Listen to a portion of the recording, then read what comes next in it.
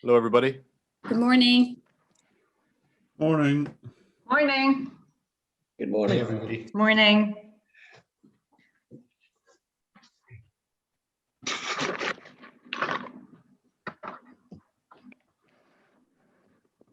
Perfect. All right, Fergal, Morning. we're recording and streaming, and you're good to go.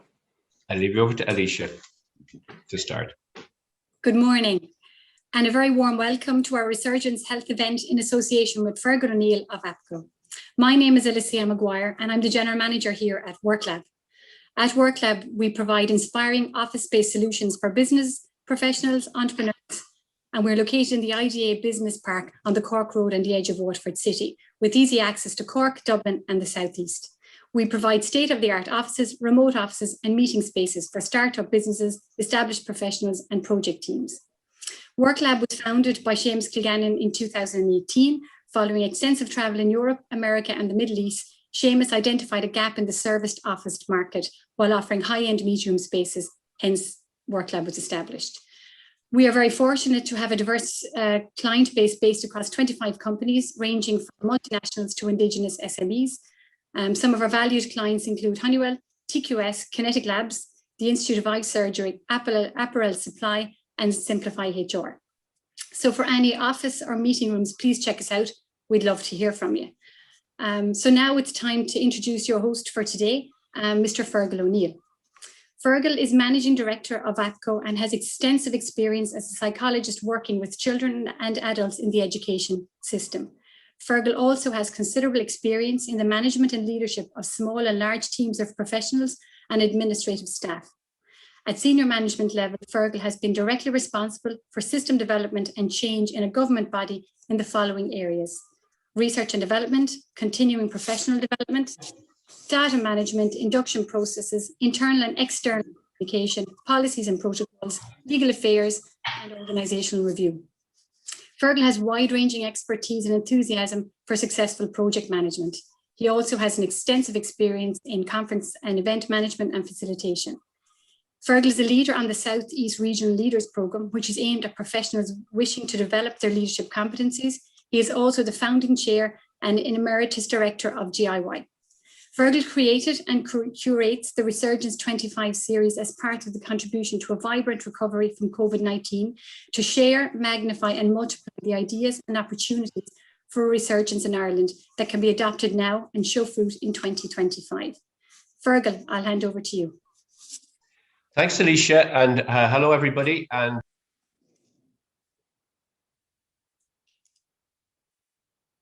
You're on mute, Fergal. yeah, and I'm coming off it. Can I be heard now? Yeah. Good. Hello again, everybody. Great start. Muted.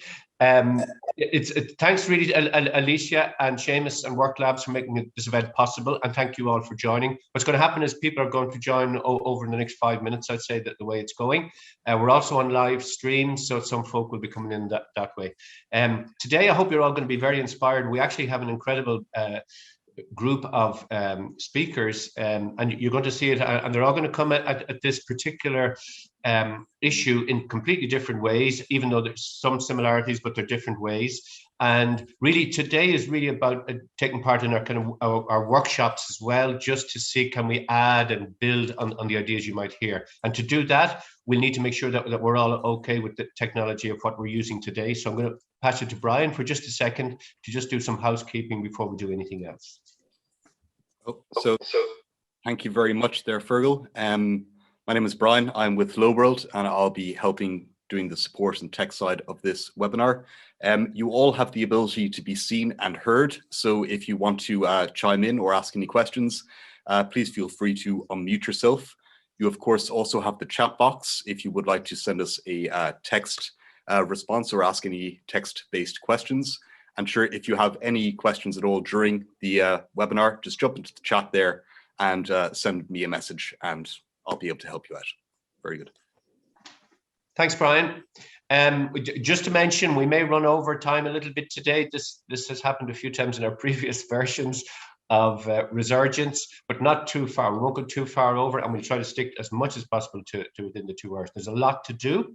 I'm going to have a little chat about mindset, reset, momentum shift, just to start us off. Then we'll have our speakers, and we'll have 2 speakers. We'll have a workshop, then we'll have 3 speakers, and we'll have a different kind of a workshop. And we'll have lots of kind of activities as we go through.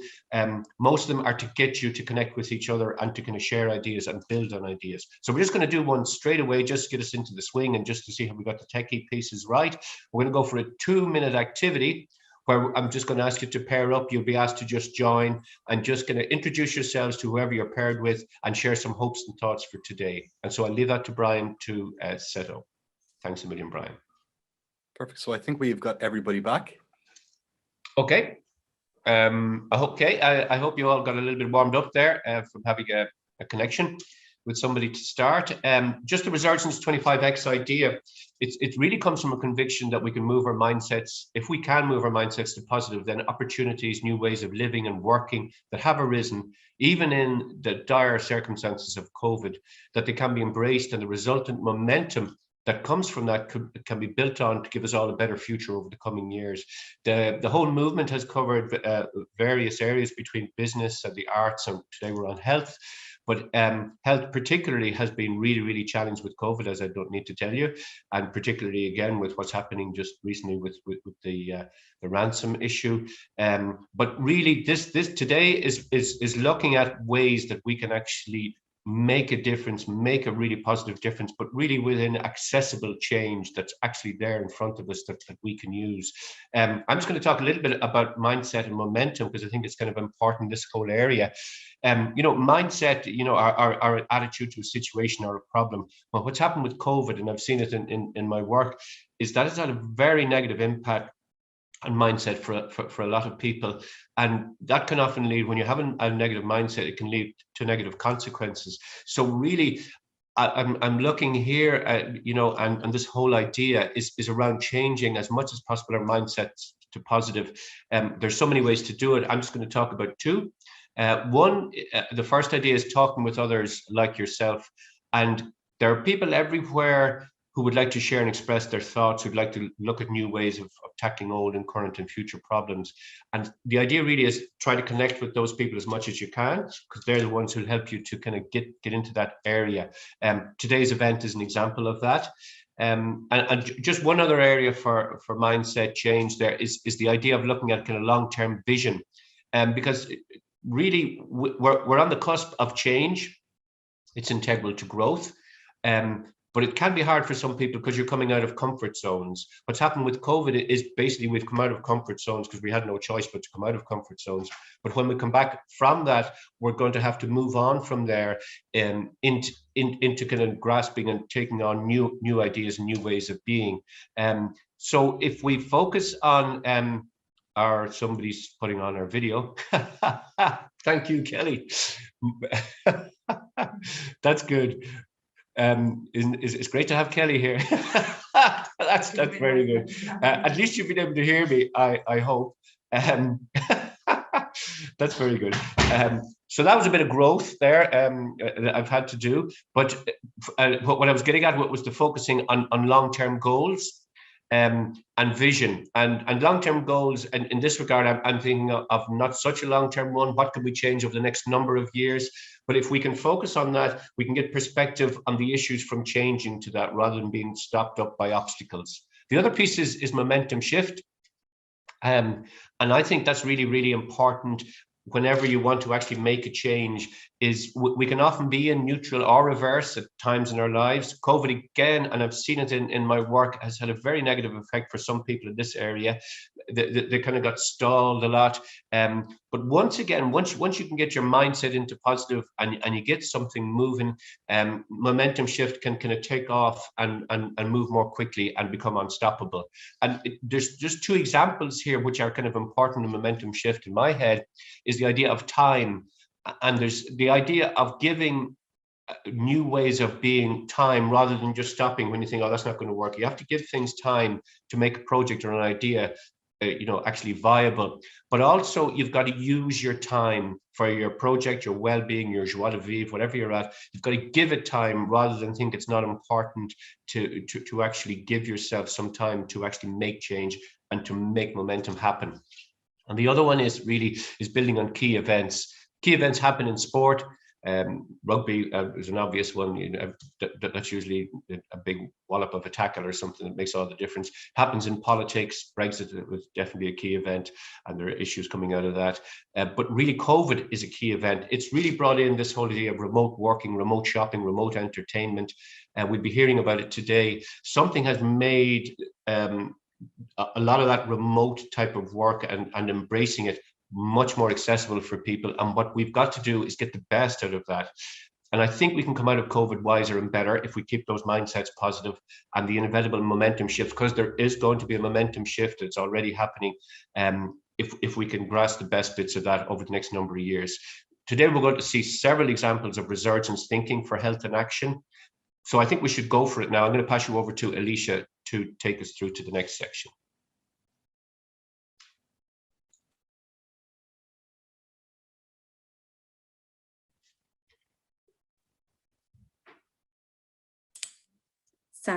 Each of the guest speakers today was given the same 5 for 25X challenge to speak about their perspectives on resurgence based on their knowledge, experience, and ideas of recovery in the health sector. To add to the challenge, each speaker was asked to provide at least 5 examples of resurgence in that delivery in 12 minutes or less. They were asked to provide a video package of their inputs to avoid the possibility of broadband breakdown, and so they could take full part in the session with attendees and not to worry about the presentations on the day. We'll hear from 2 speakers now and have our first workshop discussion after their inputs. First up is Sharon O'Donnell. Sharon is managing partner of Waterford Medical Centre, a large, busy, dynamic general practice. She works with a dedicated clinical team of 9 GPs, 2 practice nurses, and 7 non-clinical administrative staff. Her own area of expertise is women's health. Sharon is an active member of the Waterford faculty of the Irish College of General Practitioners, and this facilitates her interest in making change and innovate, improving communication in the health service. In her spare time, I can't imagine you have much, Sharon, but in her spare time, Sharon is a director of the Majestic Hotel in Tramore, the award-winning 4-star seaside family hotel. She thoroughly enjoys tennis, traveling, and family time. After 29 years working as a doctor, she remains passionate about improving healthcare, hopeful for the future, and keeps trying to make changes no matter how small, one step or a person at a time. Over to you, Sharon.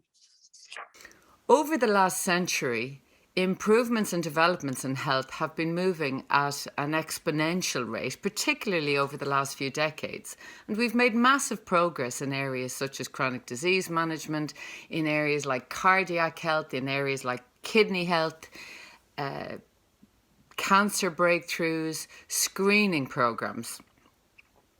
On the other hand, however, our developments in areas such as transport systems, our increased choice of just about everything, and our obsession with consumerism and instant gratification has led to a massive growing problem in the human health of the earth, none more prevalent and obvious than in the epidemic of obesity and diabetes. Currently, the WHO states that over 1.6 billion people on Earth are overweight and almost 1 billion are obese, leading to an increased health burden with diabetes, heart disease, osteoarthritis, kidney disease, and increased cancers of all sorts. When COVID came, we were not prepared. It hit us like a ton of bricks. What was already a divergent health system, on the one hand making huge progress in medical treatments and improving longevity, was already battling tirelessly against man's path towards self-destruction. COVID came in the middle of all this. It took a lot of our most vulnerable people, not just our elderly, but those with chronic diseases, those with obesity, those with diabetes, and many other very, very healthy people. What we are left with as we emerge from COVID is all the problems that we were faced with before in our health on Earth, but also many others. We also have a deepening divide. In Ireland alone, what was a two-tier health system has now become a chasm between public and private care. We have a lot of issues that we're left to deal with. We must accept that the health of many people is beyond fixing and beyond repair, and look to the future, how we can improve going forward and have a healthier, less vulnerable population, stronger in the face of any new challenges like COVID. This forum isn't about pointing out the problems. We all know there's a lot of problems, and I'm not here to list them. Don't want to dwell on them. What I want to do is find solutions and put forward my 5 ideas based on my experience and based on knowing what needs urgent attention going forward and what will make the biggest difference to our health. My first idea is fairly basic and fairly simple, and it starts with our children, age 3 going to preschool. Healthy living starts with the basic 5 principles. Get enough air, get enough exercise, eat the right foods, get enough sleep, and drink enough water. Sadly for many, these principles are not taught and not part of the natural existence in homes. So we need with immediate effect to introduce them as a vital part of our education system. My suggestions are, number 1 in this first idea, lengthen our school day. They do it in Scandinavia. Incorporate 30 to 40 minutes into the school day of exercise. Teach the children that exercise is part of normal day life. This will keep them healthier going forward and give them a habit of exercising daily. Feed the children a healthy lunch in school. From this, there's another sideline business idea for somebody. Soup is one of the healthiest foods you can give children, or adults in fact. Every day, tons and tons of misshapen vegetables are dumped. Let somebody buy a small van, get all the misshapen vegetables, put them in a pot, cook them in a lovely soup, and sell them to schools.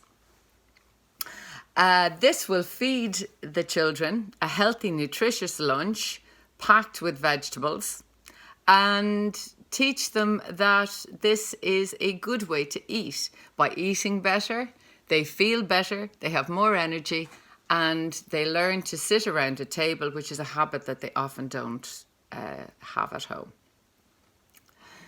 Not only will this benefit the children, this will also benefit the parents, who will have healthier, exercised children.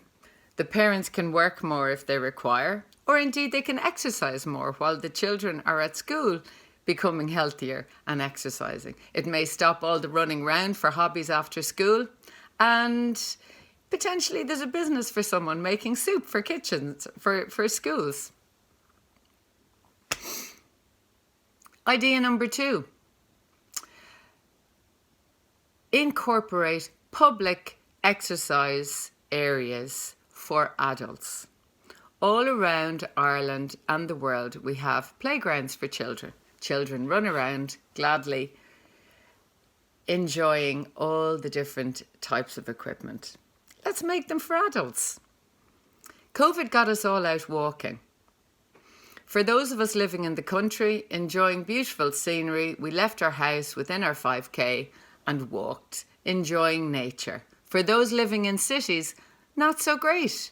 They were stuck, cooped up in apartments. Yes, sometimes they had a park within walking distance, but many bemoaned the idea of not having a gym nearby. Their gym was closed. For any of us who've been to Spain or Portugal, you'll notice that there are lots of public amenities and public gyms scattered along the streets. Often at 7 a.m. you'd see an octogenarian pumping iron on their little stepper on the prom in the early morning sunshine. What about the weather in Ireland, I hear you say? No. It's never an excuse. It's always possible to put on a raincoat and still exercise. Likewise, you can have public exercise facilities that are waterproof, rust-proof, and just put a roof on them. I suggest that they're put in public parks, put on streets, and that legislation is brought in to enforce the need to put a adult gym or exercise area available in any new building development. Insurance is the first thing that comes to mind, and I think these insurance costs should be borne by local councils, and the long-term effects of improving health and accessibility to exercise will cover this cost in the long term. My third idea is a little bit more technical, and those other people speaking today are probably far better placed, but may be able to develop this idea. We need with urgency in the health service a more integrated IT system. This IT system needs to be fluid between health professionals everywhere. So between the hospital and general practice, public health, and allied health professionals like physiotherapy. The shocking archaic nature of reporting systems was really exposed during COVID by the public health doctors, where they had no access to reasonable IT systems that allowed accurate reporting of numbers. This needs fixing as soon as possible. Efficient and accurate sharing of information will improve healthcare with immediate effect. It will improve communication, minimise mistakes, improve efficiencies, and therefore work on clearing the backlog that already existed, but which has been exacerbated massively by COVID. I know the technology already exists, and we need the investment into our health system with alacrity to get this up and running. It's not rocket science, as they say. It exists. It's just a question of implementing it. All these measures are in the end cost saving and will not cost in the long run. Moving from this to idea number 4, the idea of a universal health card. A simple idea like a credit card or a USB storing our most basic health information. I know this idea has been mooted on and off for many years. I don't know what's stopping it. Baseline details such as vital signs, significant medical history and surgical history, a list of medications and allergies to be included on this card. The patient produces it at point of care, allows access to it there and then via fingerprint or face recognition. This technology exists. It's updated by the attending professional and then returned to the patient. GDPR and privacy laws are probably the main inhibitors of this progress. But for goodness sake, look at what we carry around on our phone. We just need to get this going. I know the idea has been developed in recent years in some countries, and for instance in India they developed a scheme called the RSBY National Scheme and Smart Card. This collected a colossal amount of biometric data and developed this idea. I know it's out there, I know it's in discussion, but this idea needs to be brought forward. It will immediately improve communication, efficiencies, reduce mistakes, improve the waiting times with immediate effect, and reduce duplication and waste in the health service, therefore be a cost-saving measure. Fifth and final idea is a simple one again and develops from the Community on Call initiative that emerged during COVID, where isolated and vulnerable people were allowed to ring a phone number to get help when they needed it, be it collecting a prescription or getting their groceries delivered or getting them a lift to a doctor's appointment. The vulnerable, isolated and insecure are not only existing during COVID. They are here all the time. I see people every week who can't afford to get a taxi to see me, but they don't have anyone to get a lift. They struggle to pay €8 to come to their appointment and go home again.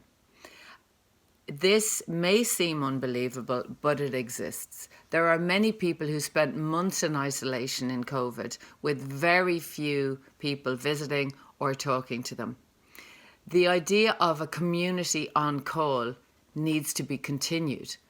A voluntary database of helpful, happy volunteers who want to help and engage with others needs to be set up.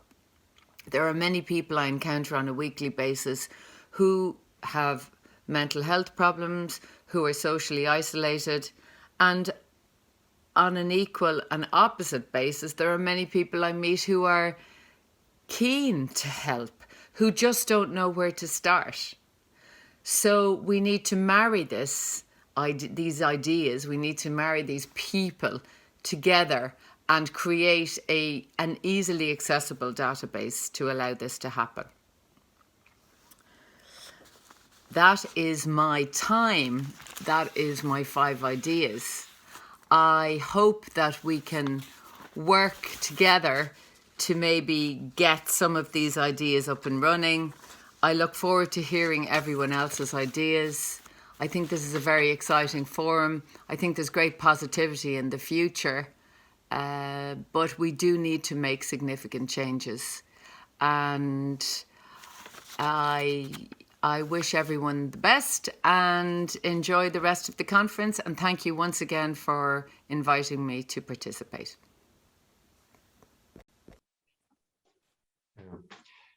Thanks a million, Sharon. I think anybody watching will get the idea that those are 5 super ideas, and they're a great way to start this whole session. We're going to move to Larry Breen now, and after these 2, we'll have a workshop around, that'll be 10 ideas you'll have heard. Larry Breen, he's the Chief Commercial Officer at Nearform. He's an experienced global executive, expert in building companies and organizations in the supply chain, payments, and health tech sectors. He's currently driving accelerated growth across the globe with Nearform. We're all very well aware of it here in Waterford because it's fabulous. Nearform's open source approach has accelerated cost-effective digital transformation for clients including Walmart, IBM, Condé Nast, and recently they developed the widely adopted COVID contract tracing app called COVID Green, now used from New York to New Zealand. And we're all very well aware of that now. Particularly, this is definitely something that's come out of COVID. It's one of those things that we just mentioned around momentum shift. Larry is very passionate about leveraging technology for the betterment of all. So pass you over to Larry now. Thank you, Brian. My name is Larry Breen. I'm Chief Commercial Officer at Nearform. Healthcare perpetually has been in the state of evolution. We've seen digital technologies being adopted before COVID's come along. We've seen that sort of transition continue to accelerate and grow, but COVID came along and obviously had a dramatic impact. Healthcare and healthcare systems really needed to focus on dealing with the virus, tackling with the crisis as it was. So as a consequence from that point of view is obviously there was a lot of work done in terms of dealing with that critical care, anything that could be needed to be deferred or delayed. And we've seen obviously the consequence of that in terms of the backlog that sits within the healthcare system. What we've also seen as part of that whole COVID response is, a reluctance for some people to go in with early symptoms. So again, the risk of going in to their practitioner or hospital, in their mind outweighs the benefit of going in for a small ache or pain that normally they'd go and actually see. This will, unfortunately, lead to people not being able to avail of early interventions like they would do normally. So it's kind of anticipated we've got a 5 to 10 year sort of backlog or cycle of catch-up that's going to happen as a consequence of it. So downside to COVID is we're going to see that COVID hangover hang on for quite some time. The big thing about COVID is COVID created an environment where everybody had to look at new ways of working. So if we look at how governments, how healthcare providers, how patients themselves actually engage in the whole healthcare service, it changed overnight as a consequence of the pandemic and the pressures that it put upon them. These changes are great. So what it meant is we were able to rethink, and where historically it would take 5 to 10 years of transformation and gradual change, this all became very accelerated. We're fortunate enough in Nearform to be one of the key examples of that, and we were able to work with a number of governments across the globe in terms of working on the whole COVID response. What we saw are governments actually being able to engage, design systems, work with technology providers like Nearform, obviously to build better software, faster, highly secure, privacy preserving, and to achieve all of that in record time. Normally a project of those kind of magnitude would be measured in years, not months and weeks. With COVID, with the responses that were necessary across the board in all walks of life, both in the therapies that were being delivered, and we've seen obviously vaccinations now have come at record speed. So again, where we've seen historically those kind of things taking years, time for decision making, investment decisions, lots of research and development, and then a gradual bring to market. We've seen all of those sort of timelines accelerated and driven forwards. What does that now mean for us? Well, what that means for us as a population, and what it means in terms of when we look at Resurgence, it means that as we come out of COVID, obviously, we do have that COVID hangover that we're going to have to address. And that's not a good thing. But what it also does is it keeps the pressure on to challenge us in terms of how do we deliver healthcare and how do we drive it forward. Well, the obvious answer is the accelerated movement of digital health over that COVID period and the understanding of both the providers, the networks, the governments, the sponsors, the payers, and most importantly, the patients in terms of how they engage with healthcare. We're to take those kind of learnings, to take those understandings that were forced upon us, that we had to adapt to during COVID. Now let's leverage that as we move into a more positive and new future. What are the 5 things that I see that are going to, sort of drive that resurgence within healthcare and really help us get over this backlog faster than we ever anticipated, but also set us up for success going forward? As we all know, we have an ever-aging population. The cost of healthcare is going up. We're expecting to have those longer life outcomes. So, we need to have the treatments that can actually handle it. And we also need to be able to do it in an efficient and budgetary fashion that we can actually afford and maintain and sustain going forwards. We want to get better and more immediate access to care. So things like virtual consultations, online. So, historically we've seen folks use doctor search engine, going and looking up bits and pieces. They don't need to do that anymore. Let's start getting actual professional health providers and systems, whether it's pharmaceutical companies, whether it's public health authorities, whether it's physicians and GPs, allowing them to give instant access to folks in real time as they actually need it. So again, driving earlier and earlier those points of intervention, which typically will drive down the cost of care. All of this needs to be done, number 2, from a patient-centric point of view. We need to look at healthcare pathways. So how does the patient go from that initial inquiry through whatever healthcare path that they need to come out with a positive outcome? So again, it's involving patients by putting tools in their hands. No longer am I going to sit and wait for a brown envelope to land on my doormat to tell me I've got a hospital appointment. I should be able to do it through my app, through my healthcare experience portal. So I can actually see when I'm due to have an appointment. I'm actually able to schedule it, move, change, and adapt to the changing needs of the healthcare providers themselves as they need to adjust their schedules. I want to have access to my information. It's my information, it's about me. I need to be an active participant in this rather than just a passenger. So again, having that information helps me move the whole process forward and support the healthcare providers in terms of better outcomes. Again, obviously it's caveated. We need to make sure that we're careful with the information because too much information can be, too much for people. It can take them down a different path. It can create stresses and anxiety. So it's about finding that right balance. What we want to be able to do is create access to care, but not just the core clinical care, it's all the support services that go around it. So, if we're looking at a cardiology team, it's not just about what the cardiologists and their associated folks are going to do for us. It's the wider life improvement, health, physiotherapy, dietitians, support groups and networks that can actually help you overcome some of the learnings of dealing with cardiac issues, of changing how you approach your life and how you actually drive forwards. It's helping you connect with other folks within your illness bubble, with people who have similar experiences, people that can help and advise and obviously make the transition through there more efficient and obviously less frightening and more straightforward, help faster recovery times. We need to have that joined up approach. So number 3, we've got the technology out there. We've got those great systems out there. There's a whole bunch of them. What we need to do is obviously make sure that they're integrated. So the systems are actually talking to one another. I, as the patient, have got access to my data, but also as I go in to see the different providers along my journey, they have access to the elements of data that they need to make the best decision for me. So when I have a scan, when I have blood results, when I have a report back from whatever part of the whole patient pathway, that's made available in real time to other folks within that patient pathway and that patient outcome determination, but only those elements that you need to see. Again, it is my data. It is private. We want to make sure that we're not making it public. So again, we just need to make sure that we're identifying how that information actually moves through and getting these different systems to actually talk together. It doesn't mean we have to have one single system. It is about adding more and more and more layers upon it, but making sure we do it in an integrated fashion rather than keeping it in isolation. I myself have seen consultants having to log into multiple different systems and do comparisons and try and gather data points from different systems. Let's pull it together. Let's use the intelligence of technology that we have to actually make that whole journey easier. We also need to look at some of the therapeutic values that we have out there. So some of the things that are directly like medical devices, but also some of the things that people are bringing in from a lifestyle point of view. More and more folks out there have smartphones in their pockets, are starting to use wearables like these kind of things, Apple devices on their arms.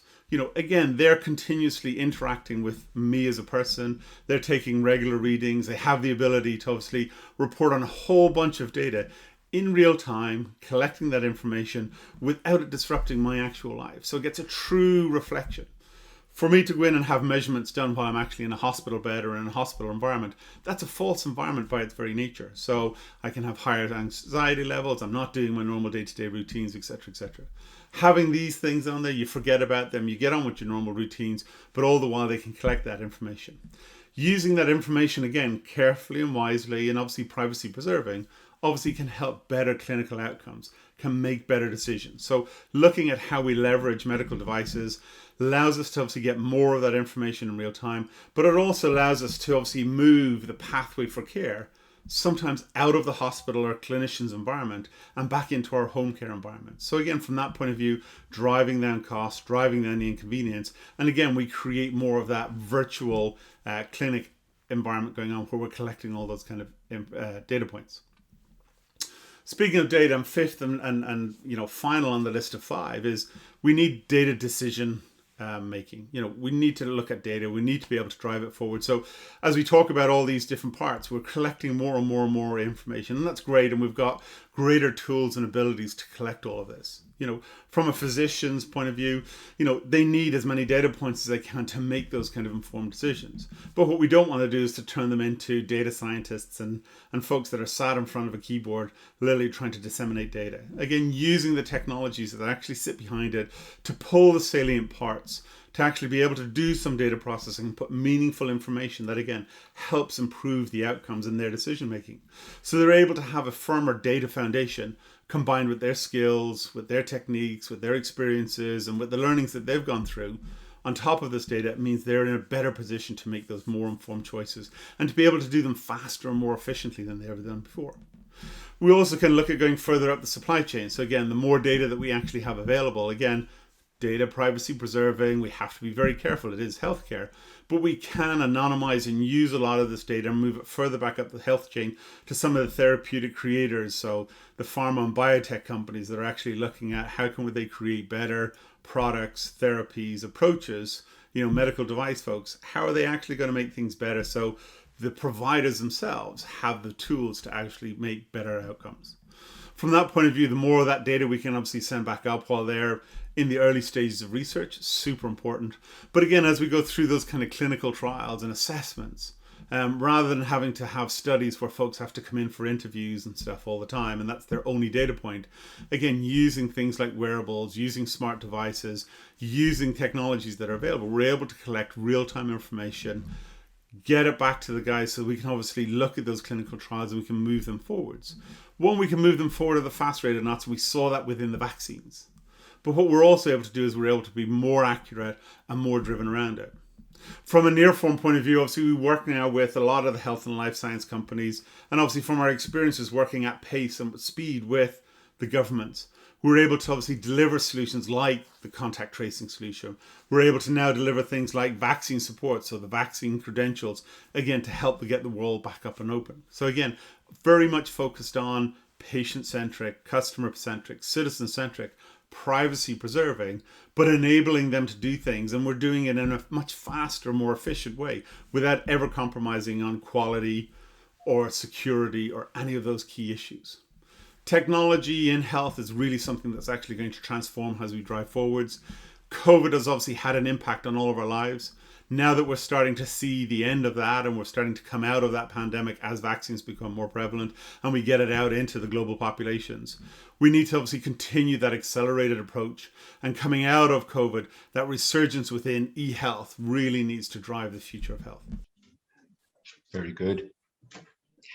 Now, thanks, Larry. And thanks, Sharon. Before that, that's 10 ideas, which is quite a lot in a short space of time. So we're just going to break up into 3 groups just to have a look at those. And Brian might show this, the task slides that we're going to do. The idea really in your group would be to pick at least one idea from each of the 2 Resurgence inputs and have a think about these 3 questions. Can you as an individual or a group help to see it implemented? There might be something that can connect to you about the idea. Is there a way that any of those ideas can be developed further? And can you think of any other Resurgence ideas at this stage? This is for you not to kind of come over and back to each other and to build. To make that happen, just in your group, if you could sort of self-appoint a kind of a room leader, we'll make sure that everybody gets a chance to speak and share. And the room leader will need to be able to share one of the outcomes of your discussion with the whole group when we're done with the workshop. And if somebody could say that they'll record all the ideas just in bullet points for emailing to myself, fergal@atpo.online. After the session, I'll be bringing all these ideas together and sending them back to you. And when we have the chat box, I'll ask the recorder to type just one idea up between all the groups, and we can see what we'll discuss from that.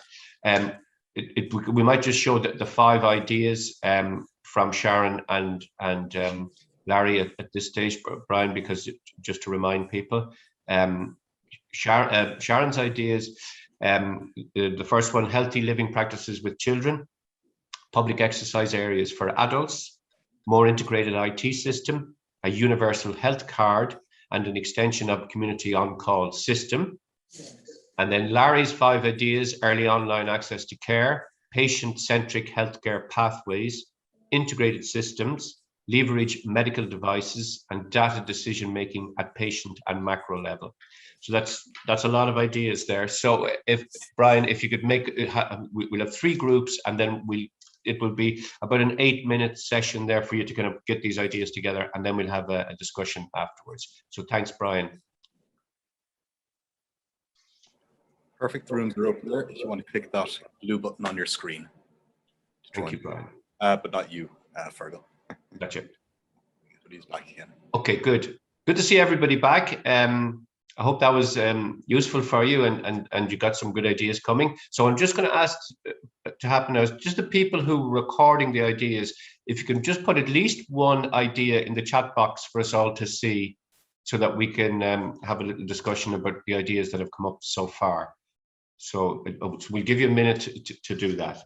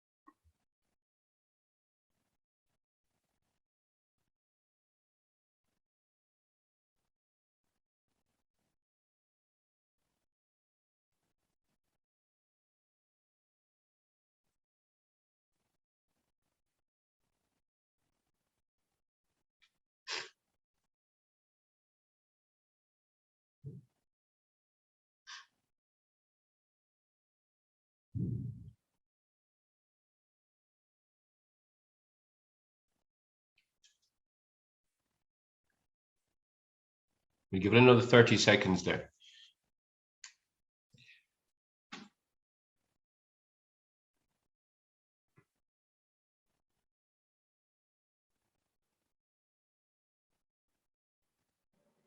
So I can tell you, we did have 4 breakout rooms, so we should have Okay. had 4 leaders anyway.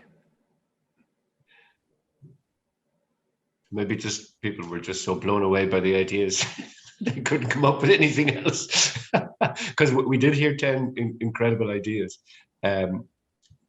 Okay, so what I'll do, I'll just go back up to the start, and you can keep throwing in a few ideas. We leave out the idea that it's daunting to write on a white page. People seem to have got over that, Gerald. So we're talking about removing the barriers to IT ergonomically. Let's progress the momentum we currently have. Now, ergonomically, that's a great word. Alicia, and what did you mean by ergonomically? Well, you better turn off your mute there. This actually came from Jared. I suppose what we found between Sharon's presentation and Larry's presentation, it was funny to see from 2 different angles. Both said integrated IT systems. Yeah. I suppose what we discussed was just the momentum that's there through COVID. I mean, people that weren't exposed to IT have now become more involved. So if we can look at how you can actually access the medical system online and maybe take back some of the paper trail, the integration can come easier from both sides, not just from an IT sector, but it can be more people facing. Now, okay. Feel free to add into that if there's anything. Is that it, Jared? I suppose in general, we discussed the idea that you can either try and push people into doing certain behaviors, or you can make it easier to reduce the barriers. So to make the IT ergonomic, not intrusive in their life, and to operate intuitively and automatically with them would enable a higher uptake. You get an awful lot of medical data more easily if people find these tags and items like that easy to use and operate, and they don't interfere with their day-to-day existence. Okay, very good, very good. Okay, that makes absolute sense. I'll just go on to Ella's one there. I'll come back to Sharon and Larry in a moment. Integrated systems will make life easier for clinicians, better for patients, but have very real implementation issues with GDPR risks, including ransomware. Well, absolutely, Ella. And what were you thinking there, Ella? I guess we've just seen over the last week, and Jackie was telling me earlier today, who's on the call as well, that Brisbane, the hospital in Brisbane was also targeted recently. So I think it's kind of happening to a lot of hospital systems.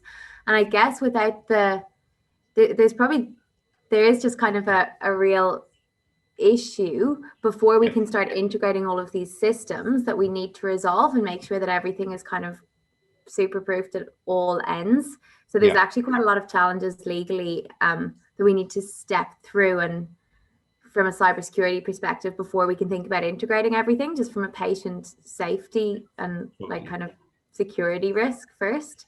While it's definitely something we should be working towards, I think there are quite a lot of barriers there. So it is going to be a difficult one to implement. It's not quite as easy as actually, while the technology exists to do it.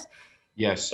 There's a lot of risk there because there's people who can use maladaptive kind of. Totally. And Ella, it's probably particularly in Ireland now, it's so obvious to us, but maybe 2 weeks ago we weren't thinking about it at all. Absolutely. It's something we have to come back on. Thanks. Now, Sinead, we discussed the idea of the universal health card. That's from Sharon, and how it has been a political football for many years. all sectors, hospitals have implemented their own systems, and how do we join them all together? Top-down leadership missing in this area. Well, Sinead. So I was with Frank, and we chatted about the universal health card, and Frank gave a very good example actually of revenue, another government-driven body, and how they have a very quite user-friendly system, and every single person has access to that system. And likewise, we would see people having access. Everybody has a health record, everybody has a revenue record, and they seem to have gotten it right. But as Frank is specifically involved in the field, he said, the issue has been a political football and is being bounced around, and nobody's taking ownership of it, and that leadership has to come from the top down. We also discussed, the GDPR issue, and that, the ransomware attack last week now has given government that, again, to say we can't do this because of GDPR, and GDPR seems to be something that they hold over us. However, other governments and societies have implemented these systems. For example, the system in Switzerland, where I would have been involved in the health service, from a patient point of view, have implemented these things, and they're very straightforward, and they seem to be able to make them work. So that's what we chatted about. Yeah. Okay. And when you think about top-down leadership missing, did you think it's actually doable once leadership decides to do it? It is actually a doable thing. Oh, for sure. Yeah. Okay. And we have people, like Larry, leading the way in technology across so many sectors that, we had a COVID tracking app, launched from right here in Waterford within months of the pandemic breaking out. These things are possible, and it's the likes of Nearform who I think will take these things to the next level. Yeah. Okay. We're going to go back to Larry and Sharon now before we move on. I just see one here. In Australia, they put all the misshaped veg in one bag in a grocery shop. It allows people to explore different health options in a cost-effective way. Opens it up to all socioeconomic sectors. So, Alicia, it's a cool idea. And what did you think? Well, Jacqueline said it was Jacqueline. She said that that's what they do in Australia, and I suppose it tied in what Sharon was saying about healthy eating. And yes, I mean, it's very simplistic, but it can be quite effective. And so some people maybe can't afford to buy some other vegetables, and maybe wouldn't even be that adventurous. Whereas if it's all put into one bag, it's working in Australia. So I mean, it must bring something to the table. Totally. And funny, you say I do a bit of growing, and all my veg are misshaped. And I eat them all, and everybody in the family does. So that's interesting. So I'm just going to go back to maybe Sharon and Larry, and just see, did you have any further thoughts there, particularly around that ransomware area? So yeah, I think on that kind of stuff, the biggest risk I think we have from that ransomware and what we're going through at the minute is, is media to a certain extent. Is obviously we start getting into the whole scaremongering. So historically, health systems have been very much paper-based, manually driven. We've started that digital transformation over the last 10 plus years. We've accelerated it through COVID. The biggest risk, we'll get our systems back up and running. We'll overcome the ransomware. We'll engineer around it, and we'll get that. And it'll cause some disruption. And unfortunately, it will cause, some real issues to people in terms of, health impacts. Fundamentally, we'll get past that. The biggest worry that we have, though, then is it sets the dial back in terms of adopting digital and those kind of integrated systems. Integrated and system integrations shouldn't be prevented because of the risk of ransomware. There are mechanisms and systems in place, and we're intelligent enough to work our way around it. I think, as I said in the conversation is, if you look at, there's not very many statewide public health authorities that have had this kind of attack worldwide. It's quite surprising that, nice, lovely little old Ireland, who wouldn't hurt a fly, suddenly gets picked upon. You know what I mean? So when you do a risk analysis, and it's a little bit like if, I fly a lot. If you go into Dublin Airport on a snowy day, everything just drives to a standstill. They got the tractor that they use to cut the grass beside the runway out there trying to sweep some little paths on the way through. You land in O'Hare where they get hit with snow, and there's like 700 big yellow snow plows and all the rest of it. So from a risk point of view, it's unlikely that, it's very rare that we're going to see, Dublin Airport stop because of snow, whereas in O'Hare it's going to happen all the time. Yes. Same is true of over here. We now recognize that we are on that radar, we are on that target. So fundamentally, we just need to step up our game, and we can put mechanisms in place to overcome, these cyber threats and security. Same around GDPR. GDPR is put out there as a huge big villain. It's not, there's some guidelines and stuff that's in there. You can build intelligent systems to obviously facilitate and be privacy preserving, but still give those kind of benefits. So we just need to be careful none of the current headlines sort of scare people off and set us backwards. Totally. Okay, that's very good. Sharon, do you want to add anything there, or is that actually what you were talking about?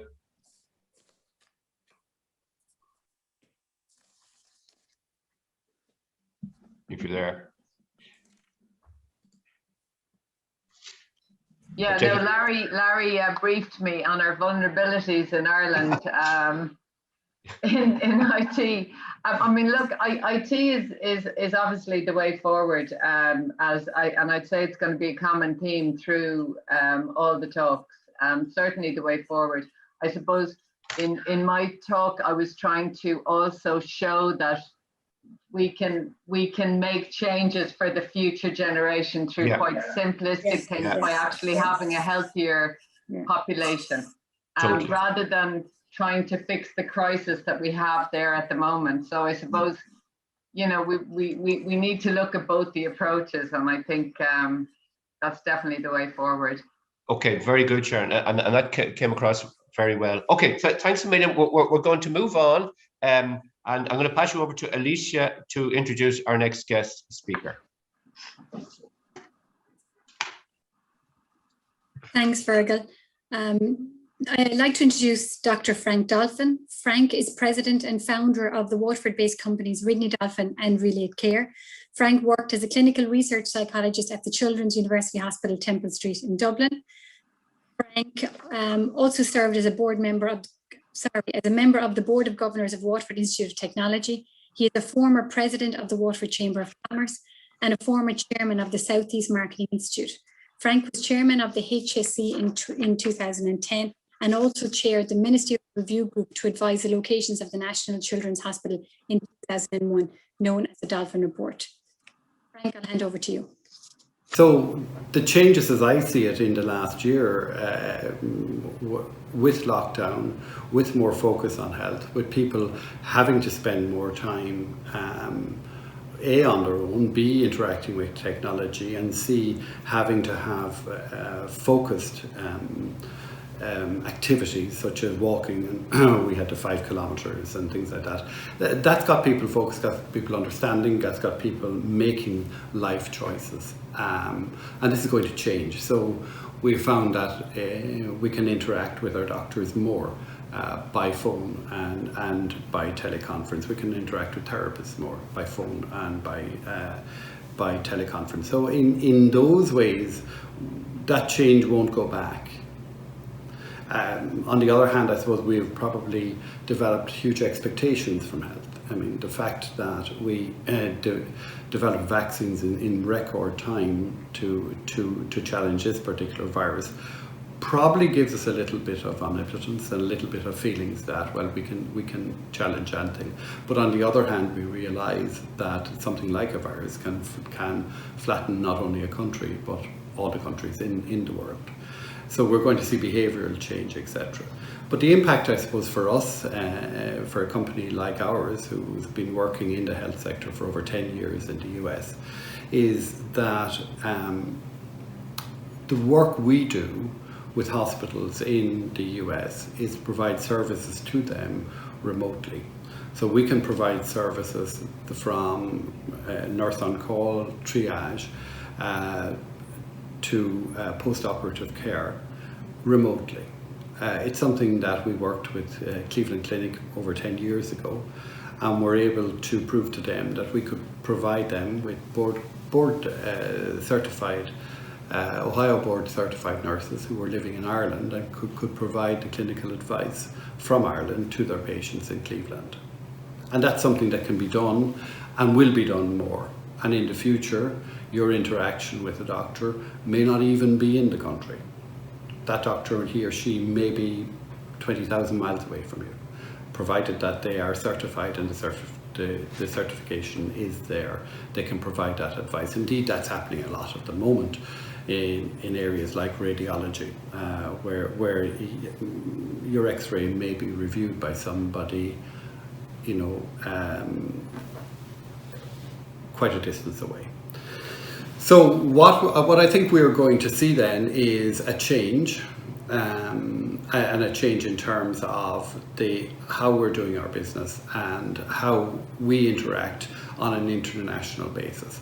In fact, your medical record, and as it is an EHR and an electronic health record, you know, once the legal implications of transferring it between countries have been established and removed, then you will see a huge trending and a huge change in terms of the internationalization of health, and that record will become mobile with you, and therefore you may be treated for X problem in one country and for Y issue in another country. And that's all quite feasible, and that's going to, in my view, accelerate significantly.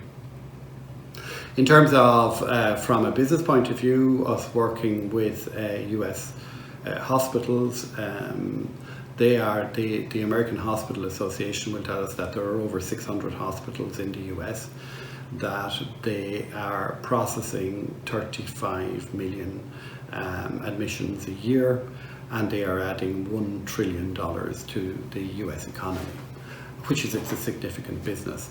For us, we can help by getting the right patient to the right doctor on time. You may say that's very simple, but in terms of scale we're talking about, simple inefficiencies in the system can slow the system down.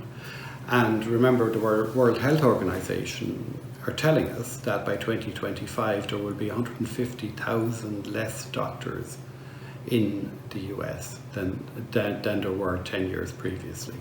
They're also telling us that the Generation X doctors work fewer hours than the baby boomers of the previous generation, and they are more specialized.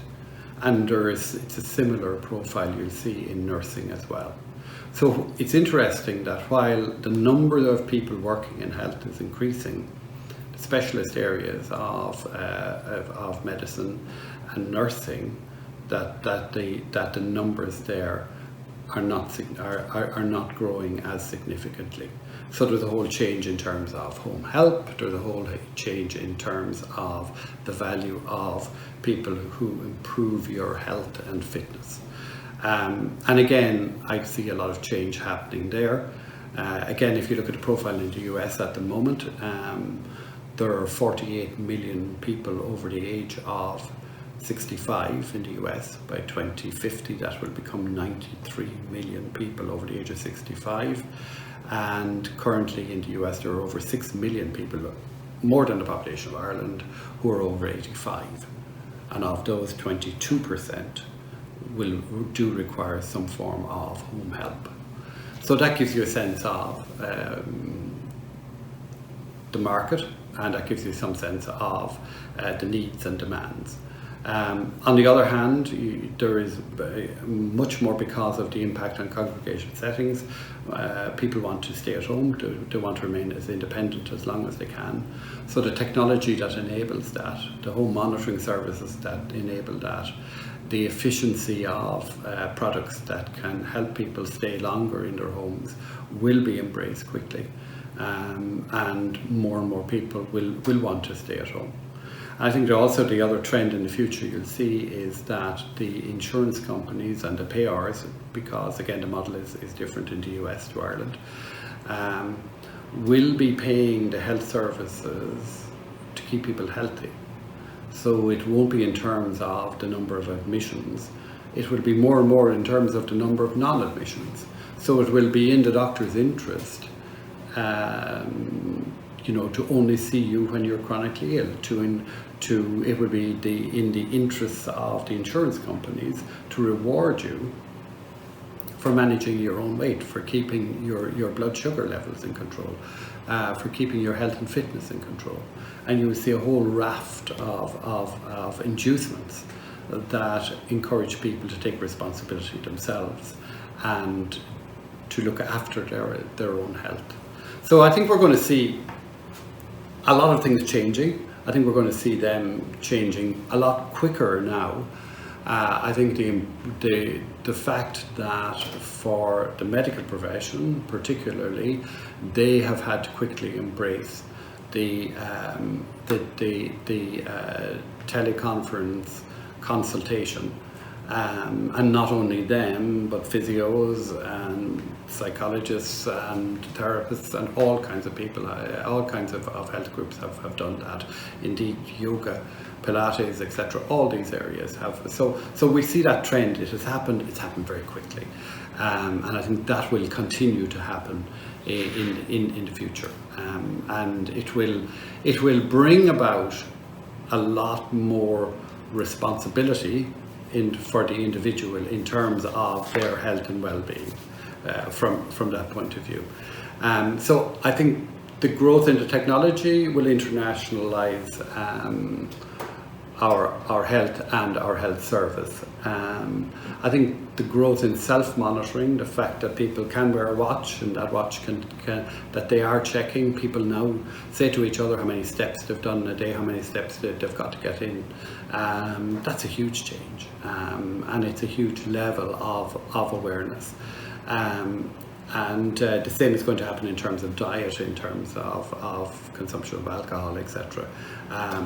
And you will see that evolving over the next few years from that point of view.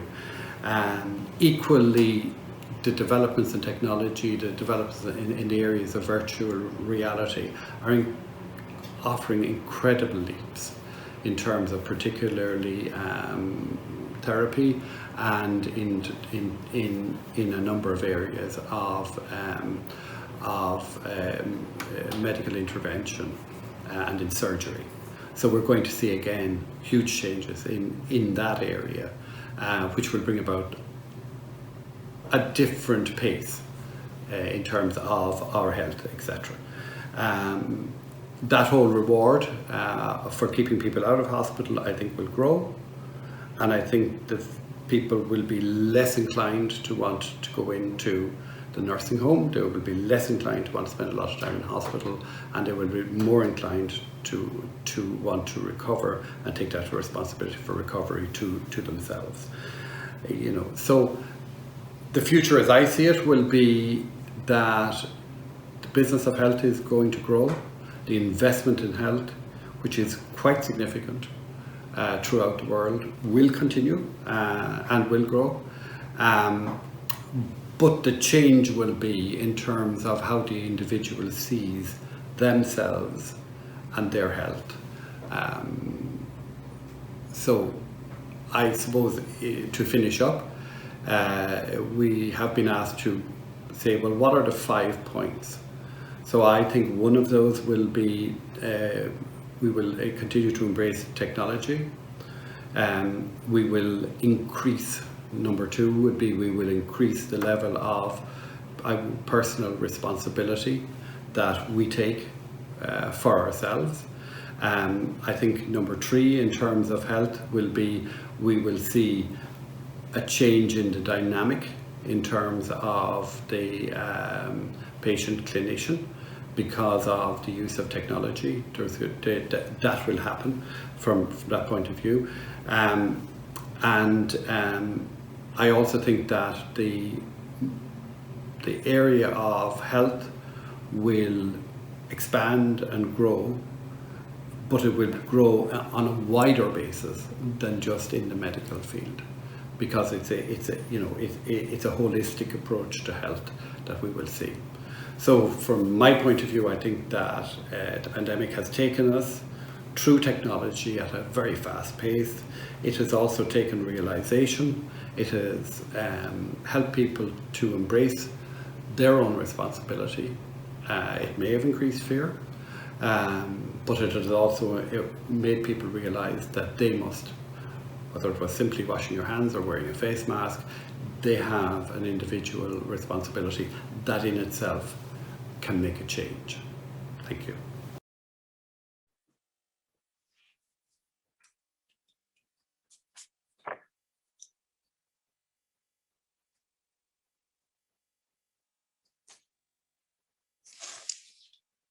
Brian, you're on mute. Oh, sorry, Fergal's on mute. Sorry, I'm going out. All my wonderful words. Thanks a million, Frank, for that wonderful input. It was a very wide-ranging, excellent, actually. So we're going to move on now to Ella O'Neill. Ella's in Australia, and she's tuned in, which is lovely. She's a healthcare consultant based in Sydney, currently working at Rebec Consulting, which is a boutique healthcare consultancy. She's worked on various health projects across the globe, predominantly Ireland, Australia, Canada, and the UK. She's building an international understanding of healthcare systems and their respective political, social, economic, and increasingly legal challenges. And we can see that all the time. Ella's driven to improve population health outcomes, make healthcare more equitable for vulnerable populations, and optimize service delivery within existing resource constraints. So, over to Ella. Thanks, Brian.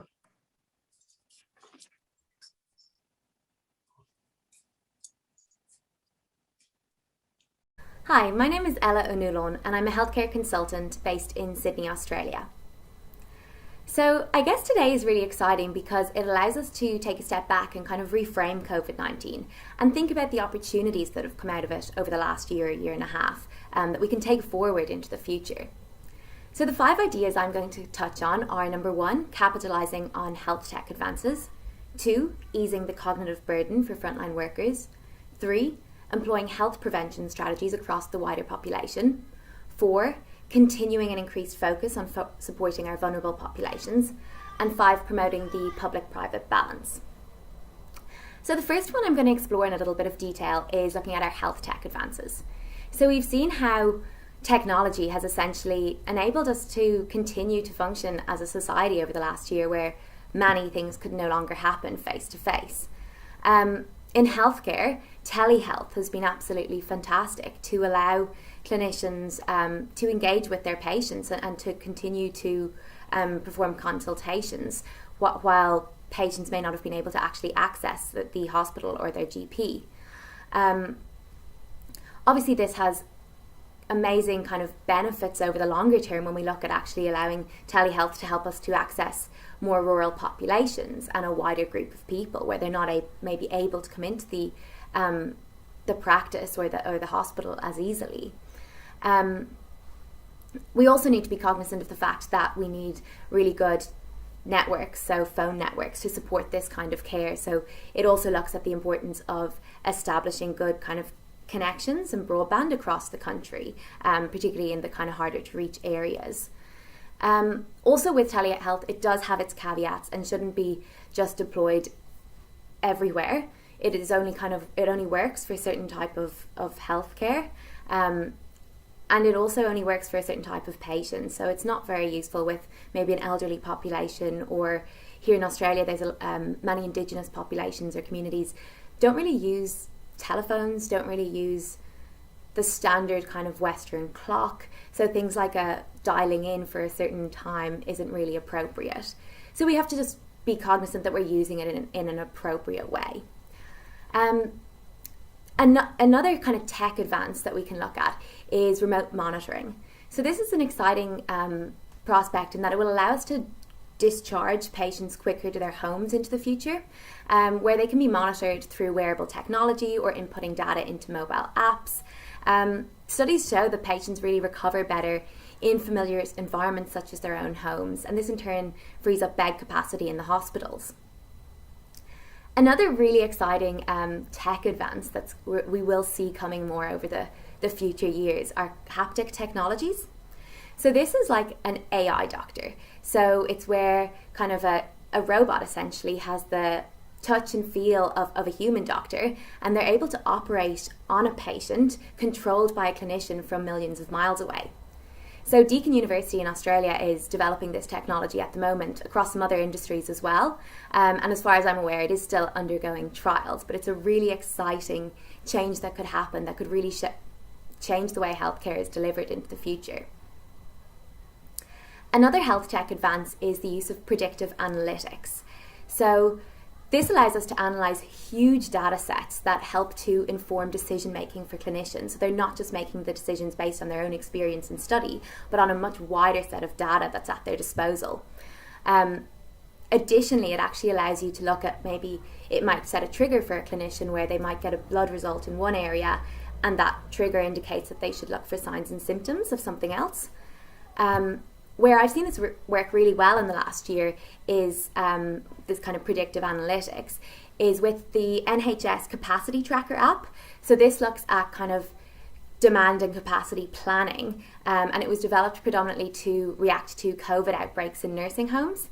So really it was allowing us to understand where there were kind of, from the hospital perspective, where to discharge patients to based on kind of number of beds, staff who were available if staff had to take leave for contracting the virus, PPE levels if they had adequate amounts. So it just really helps kind of nursing homes and hospitals to have that line of communication and line of sight for better discharge.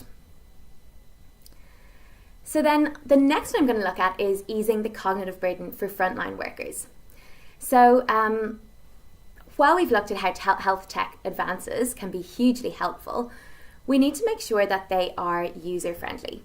We tend to find that hospitals and practices have outdated systems, which really increase the cognitive burden and increase that mental load. So we need to make sure that kind of the systems that the general public are used to using in their homes, such as apps on their phone or Zoom, that those things are actually used then in the workplace as well, so that they're not having to think about how to use a certain technology, but it's almost second nature to them, which in turn frees up kind of brain space to focus on the medical needs of the patients in front of them. Another thing we can do to ease the cognitive burden for frontline workers is to ensure that we're fostering safe working environments for them. So this means having adequate levels of PPE, and it also means having proper security. So if patients become a little bit violent, that they know they don't have to worry about that because there's someone there to protect them, and it's not an additional fear. And we know that over the last year it's been a hugely scary environment for our frontline clinicians who have been working in the environment of COVID-19, particularly before the vaccine was brought in. So I guess it's really important to recognise that they have had that increased cognitive burden for quite a while, and to rectify this over the kind of shorter and more medium to long term.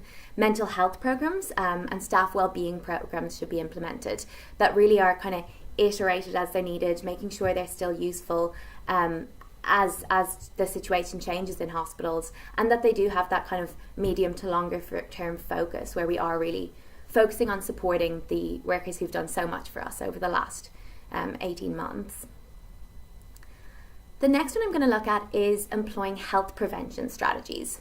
So really, I guess this is about engaging the population in their own health. So we've seen over the last year or 18 months with COVID-19 how the benefit of signage and health promotion programs and marketing about washing your hands, wearing masks, social distancing, it's really helped to improve health literacy in the general public. This can also be done with things like exercise and diet, which will allow us to see wider impacts over the longer term as people have a better awareness of what will keep them safe and healthy. Another kind of health prevention measure we could put in place is really lobbying for legislation for signage on food products. So this makes sure that everyone kind of is aware from a nutritional or dietetic standpoint kind of what food is good for them. Rather than just going for the cheapest option, they have a little bit more, it gives people a little bit better kind of, I guess, buyer decision making. It empowers the buyer if they have access to something that's very easy, such as like sugar cubes on packets, to show what's kind of better. Here in Australia, they use a health star rating. So it's from 1 to 5. So you'll see products like Weetabix with a 5 in health, and then products maybe like your jellies or your chocolate, which might be closer to a 1. So it just allows you to think when you're actually going to buy food, is this going to be healthy for me? And it really, it's about empowering the buyer while also incentivizing food producers to create healthier products. The third health prevention strategy I'll talk about is social prescribing. So this is something where you kind of, a clinician or a clinician might prescribe kind of therapies or exercise for patients. So they may actually prescribe them to a certain place that does it. So for example, I actually work with an organisation here called Mood Active, and Mood Active conducts exercise programs for people who are experiencing depression, anxiety, bipolar disorder. And it's really about kind of engaging them in exercise, helping them to step through that and seeing the benefit of it over a short term, and then trying to build habits towards a longer term. So I've really seen frontline, I teach a bar class once a week, and I've seen firsthand, I guess, how important this is for people and how much of an impact it has on sustaining a healthy mindset. And the next one I'm going to focus on is continuing the focus on supporting our vulnerable population. So we've stayed at home to protect older and immunocompromised populations, and to protect really those who are more susceptible from negative outcomes from contracting the virus. Peter McVerry have a fantastic Housing First programme, which is essentially to help people who are experiencing homelessness to move into housing, which has really come out of increased funding since COVID-19 erupted. New South Wales Homelessness has done something similar here. We know that communal living is really poor for spread of disease, not just COVID-19, but many diseases. So moving people into better accommodation is often the first step in improving their healthcare. We can also do things like reserving the single-use vaccine for these kind of harder to reach groups, which may not be able to calculate their time between injections and may not be able to get them a double time. We've also seen an increase on supporting people experiencing domestic violence, and here in Australia on the Indigenous communities. And these things need to be continued into the future. And the last thing I'll touch on is the promotion of the public-private balance. So to optimise the accessibility and equity of access to healthcare, there's a bit of a need to encourage those with the means to pay, which in turn then frees up waiting lists in the public system. The private sector is also an appealing partner because it's able to bring innovation that the public sector really, I guess, can't bring in the short term, and it offers improved efficiencies. And then with partnerships between both, it can kind of offer the long-term cost savings, the achievement of quality benchmarks, and kind of the public sector can then benefit on economies of scale. It is also very important to make sure that it's about collaboration and not competition between the two. And also looking at how we can kind of provide health services in the non-traditional settings, such as workplaces, pharmacies, shops. We've seen Brewdog in the UK is now a vaccination centre, which I think is a brewery. So there's some really exciting options out there if we look more about how we can support the public sector through private health initiatives as well, and healthcare organisations. So to reiterate, my 5 points are: capitalise on health tech advances, ease the cognitive burden for frontline workers, employ health prevention strategies across the wider population, continue the increased focus on supporting vulnerable populations, and promoting the private-public balance. So I'm really excited to hear what further ideas are sparked amongst everyone else shortly. Thank you.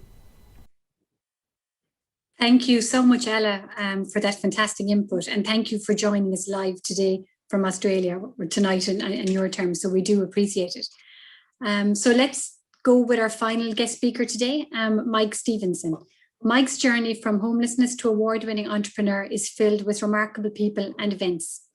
Chucked out of school at 15, Mike spent a year sleeping on the streets of London, then racked up 29 jobs before his 26th birthday. His CV includes steelworker, wine bottler, hospital orderly, biscuit packer and community worker. He also enjoyed a stint as a musician and an actor. He is founder of Thinktastic, an innovations agency voted Scottish Small Company of the Year 2008 and acclaimed for its unique approach to strengthening people and organizations beyond the apparently possible. Mike is a TEDx and LeaderCast speaker, a regular media commentator on leadership, creativity, and innovation, an occasional columnist for the Sunday Times, and a 2-time co-host of Disney Institute Masterclasses. Thanks, Mike. I was in Glasgow, the East End, a few years ago, and I was speaking to a room of about 150 people.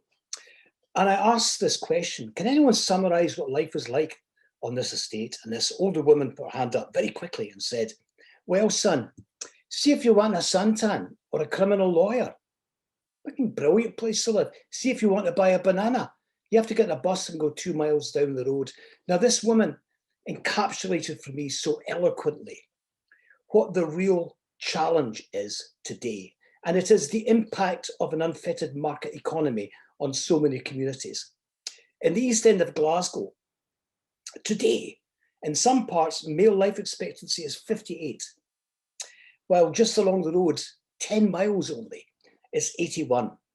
Now, the reason for this disparity is poverty, and particularly in cities where, you know, traditional industries have gone, that we have poverty, but poverty with a lack of hope. And that is what we've got to deal with. Now, I can't change the economy, but I am proud of Scotland putting well-being above GDP as a measure of societal success. My first idea is to let children lead the change. Now, this may sound radical, but I've worked with children on campaigns, and I know from personal experience that children bring extraordinary ideas to any challenge.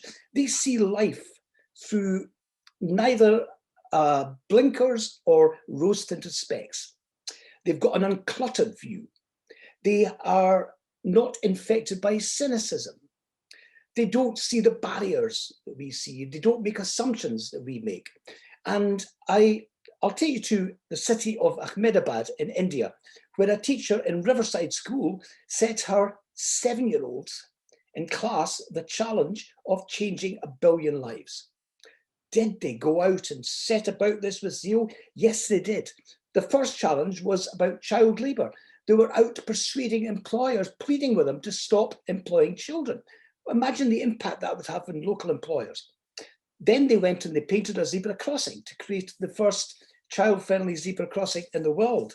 They managed to persuade the municipality to close off the city for 1 day every 2 months and give it over to children, turning it into a veritable playground. They were also out, you know, helping older people to learn to read and write. This is spreading right across India. This whole mission, young people setting out to change 1 billion lives. That's why I believe children can bring to our health challenge some really fantastic ideas, and they will be endlessly resourceful and their imagination knows no bounds. So children leading the change. My second idea is what I call uplift and learn. I remember working for a telecommunications company, and at one end of the company was a glamorous headquarters with stars and, you know, the glitterati were there and there were screens everywhere. At the other end, where the main employment was a series of call centers who had none of the accoutrements of the, you know, the kind of glitzy environment you would expect in a major telecommunications giant.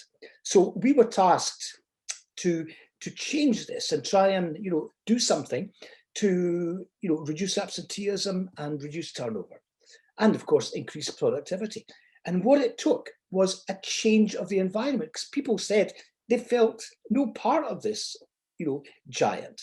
So we changed the environment, we changed the messaging, we changed the signage, we had television screens, there were reminders almost on a daily basis of new programs that were being introduced, and it was a success story. So what we have are communities where, you know, those little details are missing. We don't have positive signage. We're surrounded by no, caution, don't, warning. I was in a school you know, trying to get a perception of young people's view of the local authority. I turned over the local authority logo and I said, what does that say to you? This wee boy said, no ball games. Now, my idea is to bring positive signage, is to bring some colour and some messaging around our neighbourhoods. For example, painting local history on the walls like they have in schools now. You know, solar system I've seen in schools on a big wall. It's extraordinary because the visual learning is particularly useful. But it's also stimulating, and it also, you know, it reminds people that they belong somewhere that has significance.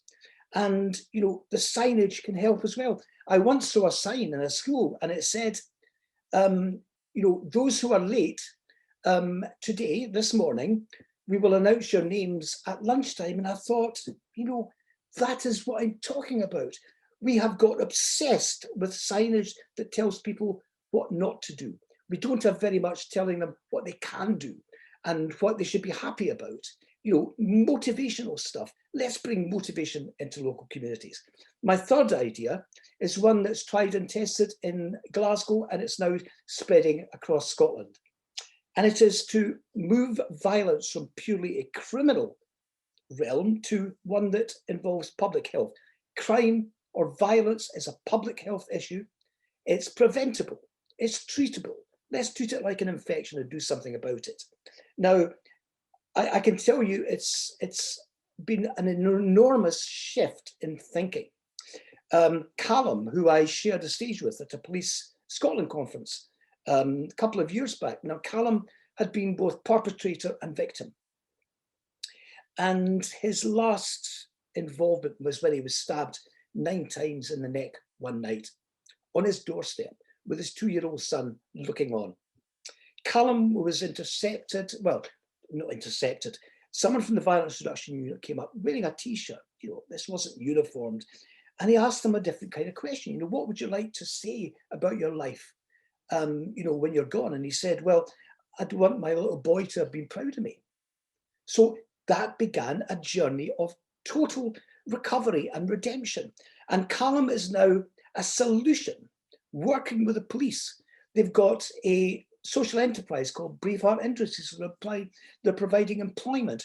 And Callum is going into communities, he's going into prisons, he's working with, you know, future generations of potential offenders before they become offenders.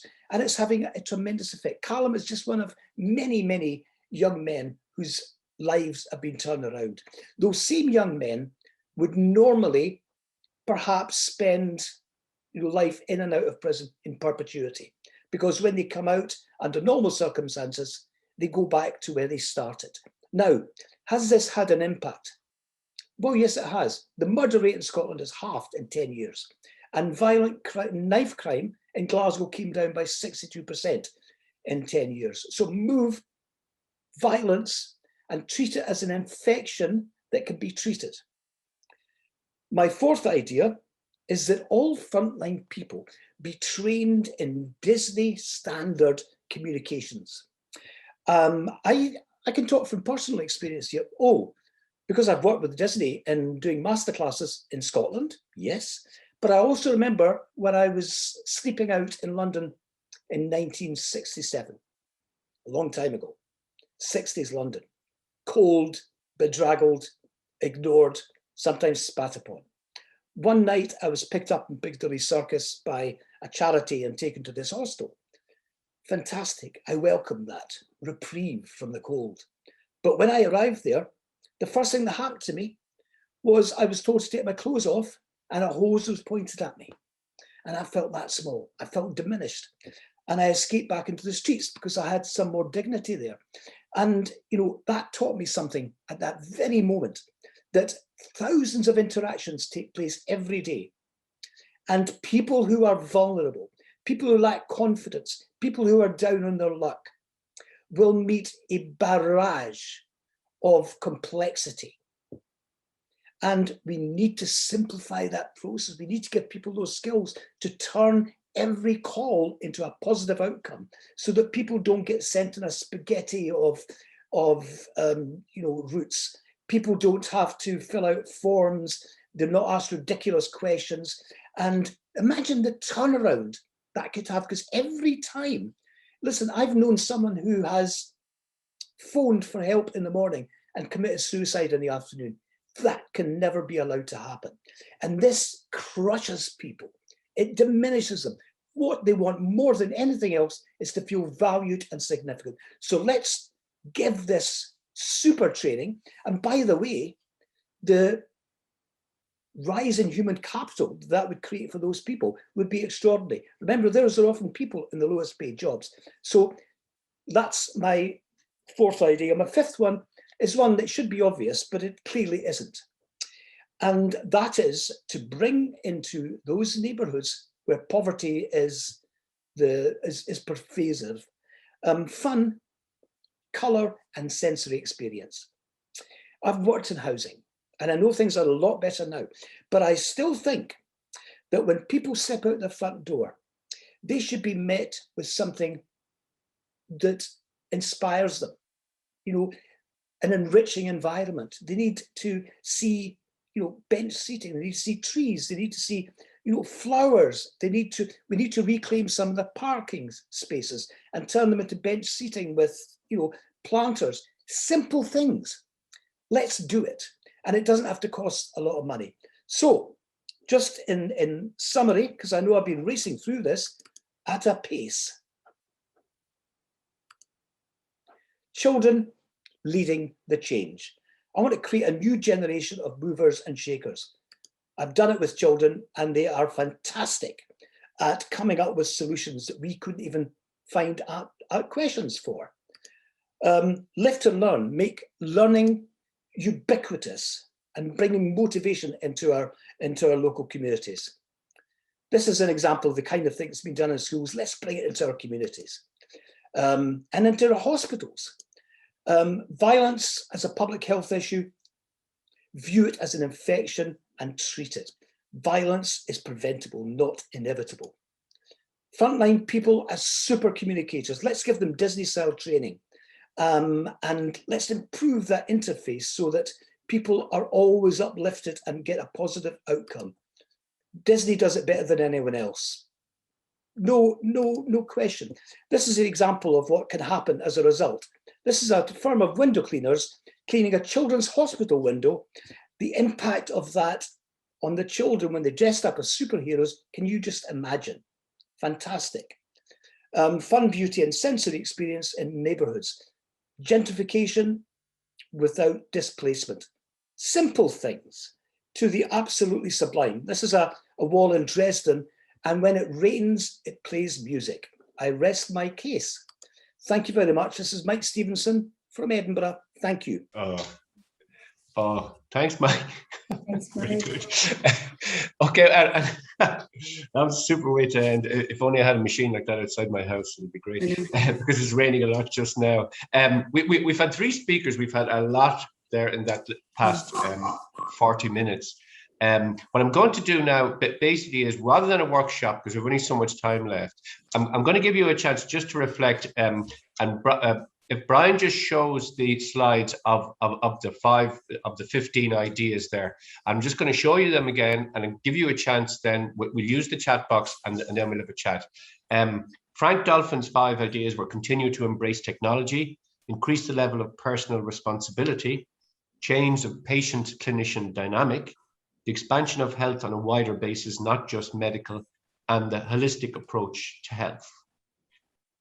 Ellis, capitalize on health tech advances, ease the cognitive burden for frontline workers, employ health prevention strategies across the wider population, support for vulnerable populations, and promote public-private balance.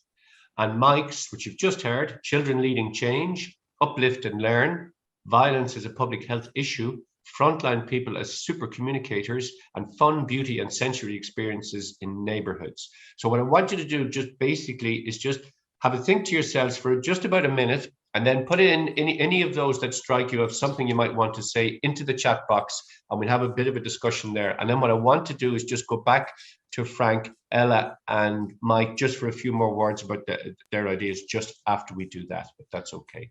So we just open up the chat box for you as well, just to throw in your thoughts at this point.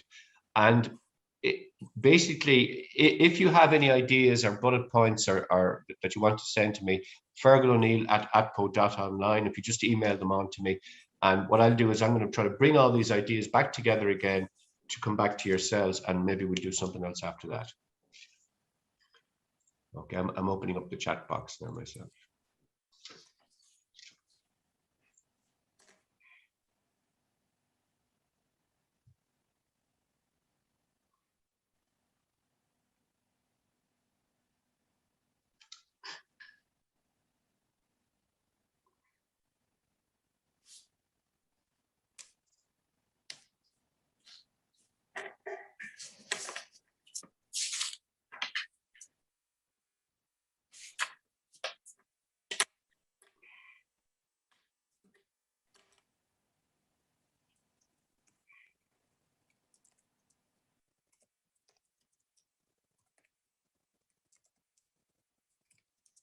Okay, I'll give it another about 30 seconds or so, and then we'll talk through them.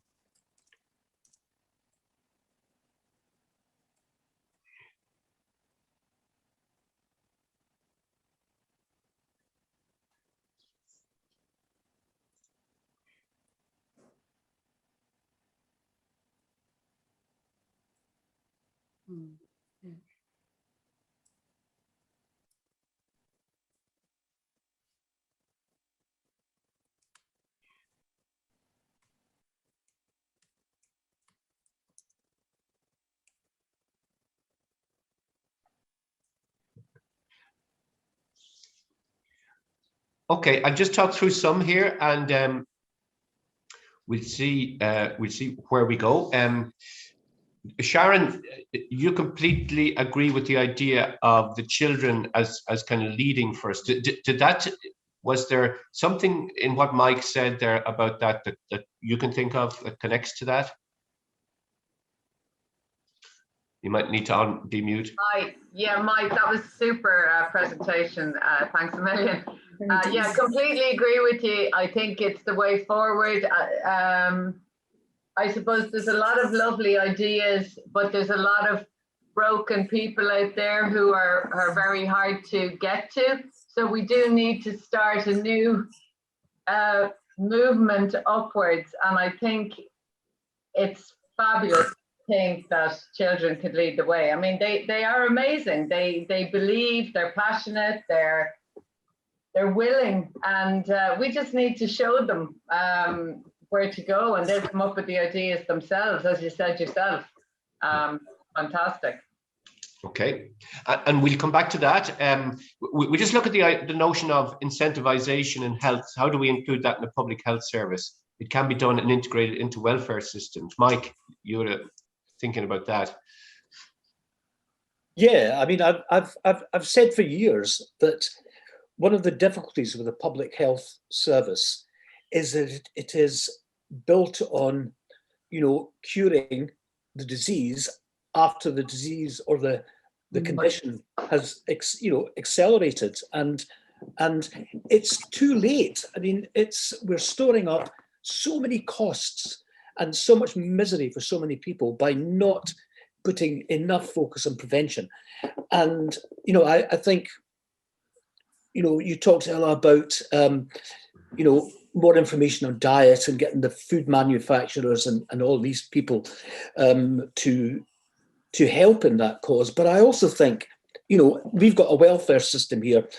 I don't think it's a bad idea to say that if you are, attending gyms or, exercising and improving your health, you get a wee bonus in your payment, because that bonus is going to be far less than the costs that are associated with allowing things to continue. So it's a complete mind shift, and it's, you do it in other areas. You do it in so many other fields. I mean, if you're growing plants, you water them, you nurture them, and we don't do that enough with people. And we've got whole cultures that are living in misery, and we need to address that. And we do need, positivity and giving people incentives. Absolutely.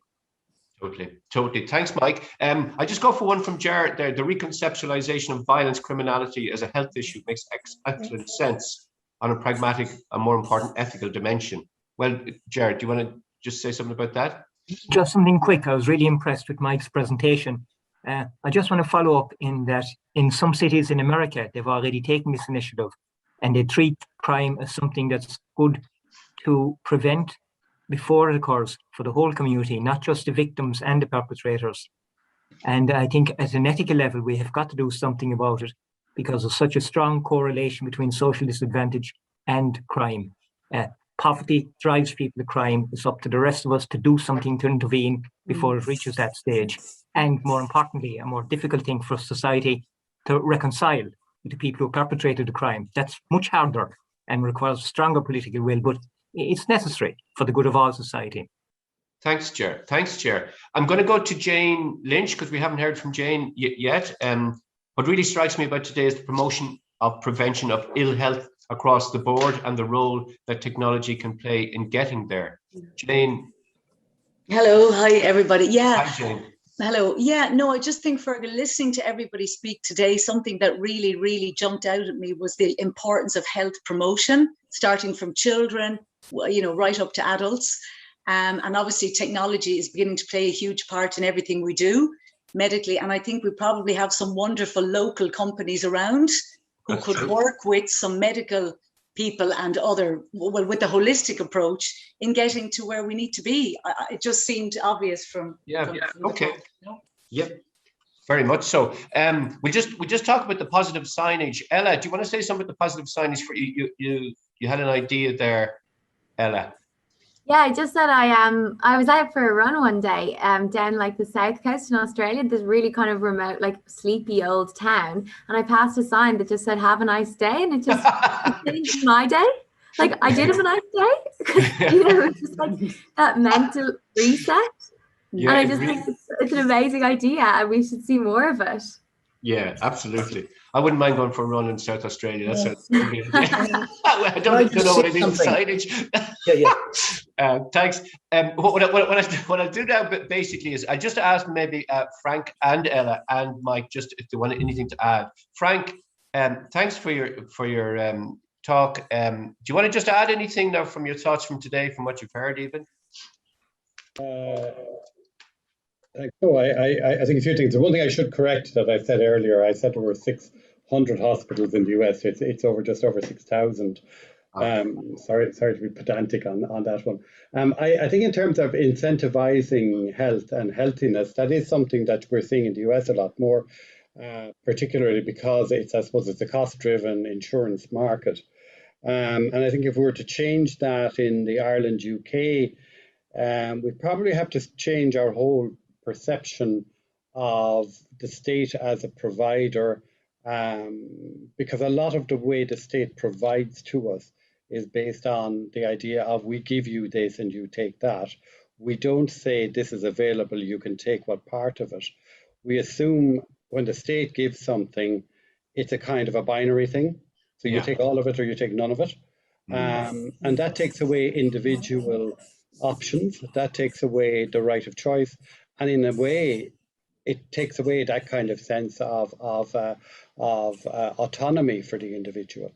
And I think there is a huge rethink in terms of the benevolent state if we are to grow in the model that Mike's talking about. But I think it's a brilliant model, and I think with everybody, the concept of children, I mean, the reality is when children get thinking, they scare the hell out of adults.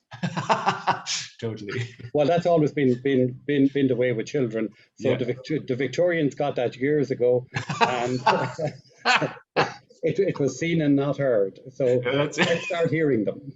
Exactly. Very good. Okay, we just go to Ella. How are you, Ella? If you just want to add anything there. Good. I guess I just building on Mike's idea of the kind of Disney level comms for clinicians, and I think it probably in some way links with the supporting vulnerable populations that I was speaking about in terms of like what Peter McVeary are doing with the Housing First, and that giving dignity back to people I think is super important, and not just assuming that a person is a certain way because of their situation. I was on a call a couple of months ago with an Indigenous group in South Australia, and they were previous meth addicts and recovered, and one of them had explained the story of how she went into ED one day and she was violent and she was agitated and she was treated like a criminal. And she said despite these reactions, she was mortified by the situation and she was so embarrassed and she wasn't treated like a human, and that made her more agitated, whether she felt like a human. And she had all these great experiences, like she was very much interacting with the situation as anyone would. Yeah. And she was so embarrassed by the situation. I think it's about supporting people and giving them that, helping them to feel like they're being supported and they've got the dignification of a situation. And I think that's just so important. And I really loved that idea of Mike's about that, about simplifying things, about about actually going to the root cause of the issue rather than adding more complexity and forms around it, and how important that is, and just recognizing that everyone's the same and everyone's a human and everyone has these different experiences and bad days, and supporting people through it, I think. Totally. Thanks, Ella. That's super. And Mike, do you want to add anything just now? Yes. The other thing children don't do is ask where the budget comes from, because they're not interested in money. I want to just talk about the signage thing. I was in Glasgow in a park, and there was a sign as I was walking along this path, and it said no zebras allowed. Now, it was the most random, ridiculous thing, but I'll tell you something. Feel good, laughter, humor, absolutely. But finally, on incentivization, there's a really great example. A young guy in America called Kevin Richardson came up with an idea around how to prevent speeding on roads. It's something that we've never addressed, and as cars have got faster, we've not reduced speeding at all with our catch and penalize approach. And his idea was taken up by Stockholm in Sweden. And it was just amazing. If you're driving along and you're under the speed limit, a big sign flashes up because it's got your registration plate, and it says, "Thank you, you've been entered for the speed lottery draw." If you go over the speed limit, thank you, you've contributed to the speed lottery draw. And speeding came down by an average of 22%. So don't tell me that we can't shift the way we think and act. Yeah, totally. Thanks, Mike. That makes absolute sense. You know what? We're 1:05. We've used up 2 hours, but I think it's been a fantastic session. I just need you to all demute your speakers for just a second, because I'm going to do some thanks. Our speakers, Sharon, Larry, Frank, Ella, and Mike. I mean, I think they've been just fantastic. So will we give them a round of applause from all our mics? Thanks a million. And I just want to make a special thanks as well for Alicia Maguire here from workLAB, Seamus Kilgannon, who's the boss, who acquiesced to letting us use his lovely setting here. Kelly Power, who did a lot of support for us there in the background. And Brian Hurley on the controls. I think they needed a round of applause as well, because these things don't happen without actually fantastic support. And thanks to yourselves as well for taking part so enthusiastically. We changed a little bit around how we interacted, but in fact, I think it worked quite well. There's so much there. You could spend a day, you could spend a week on this kind of stuff, but I hope that we might spend, when I get the ideas back and send them back out, that we might come up with another event to build on what's coming out of this, because really, one of the big things is, can we do any of these things to make a change, and how would we do that? And that's what I'm kind of really interested in. So if you have any other ideas, if you could email me at fergalO'Neill@atpo.online after the session, and I'd be delighted to hear from you, but I'll be sending back all ideas anyway. I know I've really enjoyed the session. Now, we don't really have time for anything really incredible to finish. So I'm just going to finish with basically the simplest thing of the lot, and it's kind of based on the ad, and that's a thumbs up. If we all give it a thumbs up, I'll know that you actually thought this wasn't a bad old session at all. So that's a lot of thumbs up here coming up here. So it's been lovely to see you, and hopefully see you again as we move on through this process. And thanks again, and take care. And All the best.